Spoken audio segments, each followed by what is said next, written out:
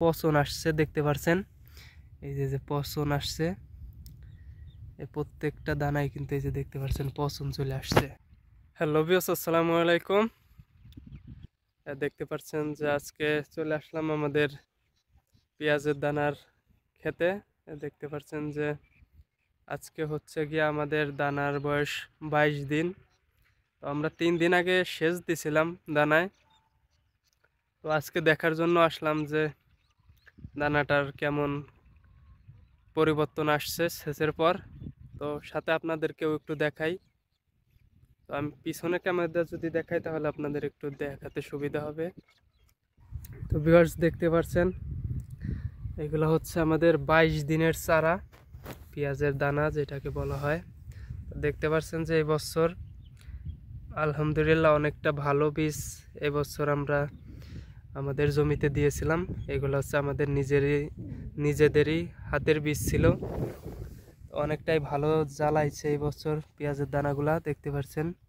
মাশাআল্লাহ অনেক সুন্দর কিন্তু দানাগুলা দেখতে পাচ্ছেন যে এখানে হচ্ছে গিয়া প্রায় 15-16 শতাংশ জমিতে আমরা পেঁয়াজের দানা দিয়েছি।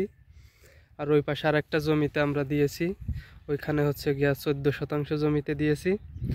তা দেখতে পাচ্ছেন যে মাশাআল্লাহ অনেক সুন্দর কিন্তু এই বছর দানা হয়েছে আমাদের। এই পলটটার মাছ দিয়ে কিছু দানা মায়ের গেছে। আর এখানে হচ্ছে কি আমাদের মুড়ি কাটা পেঁয়াজগুলাও দেখতে পাচ্ছেন মাশাআল্লাহ অনেক সুন্দর। এই দানা আর মুড়ি কাটা পেঁয়াজ আর এই পাশে কিছু রসুন লাগাইছি। তো এইগুলো একই দিনে লাগানো হয়েছিল। তো দেখতে পাচ্ছেন যে এই পলটটা একটু কম জ্বালাইছে। আর সামনে আর একটা পলট আছে। আমরা মোট 3টা পলট করছি জমিতে। তো দেখতে পাচ্ছেন এই পলটটাই সব থেকে বেশি দানাটা জ্বালাইছে। এই পলটের দানাগুলো আপনাদের একটু দেখাই। দেখতে পাচ্ছেন যে দানাগুলার কোয়ালিটি বেশ মাশাআল্লাহ। এই যে পচন আসছে দেখতে পাচ্ছেন, এই যে পচন আসছে, এই প্রত্যেকটা দানায় কিন্তু এই যে দেখতে পাচ্ছেন পচন চলে আসছে।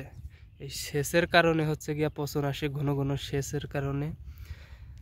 আবার সেচ না দিলেও দানায় নষ্ট হওয়ার সম্ভাবনা থাকে, দানা বলে না। এই দেখতে পাচ্ছেন যে পচন আসছে। তা আসলাম যে এই দানায় হচ্ছে গিয়া স্প্রে করতে হবে পচনের জন্য ছত্রাকনাশক।